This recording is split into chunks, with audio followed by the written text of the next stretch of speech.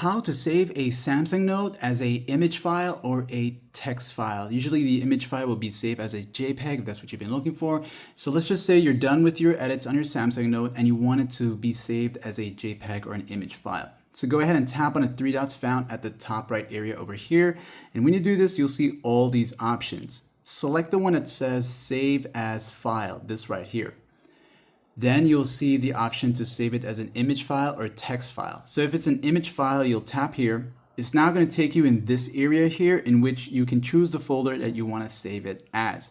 Now, one other thing is that if you decide to go with documents here and you press done, this is going to show up. You can name it as what you want, and I'll just say image 2, right? I'll just call it that. And you just call it what you want to call it and then press save, okay? So it's going to be saved as a JPG. You can see that there.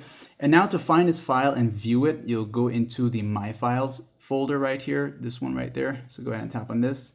And from here on, usually no matter where you save it under, it would be part of the images if it's a JPEG type. So when you go here, you'll see it, that's the name of it. And if you tap on it, it'll give you this open with option. And then you just go ahead and view it with your gallery app. And this is actually the gallery viewing it and not the note itself. So this is the note here, and then this is viewing it with the viewer for your gallery app, okay? And that's the image one here, all right? And of course, if you want to share it, you can tap on share it to whoever you want to share it with, like it's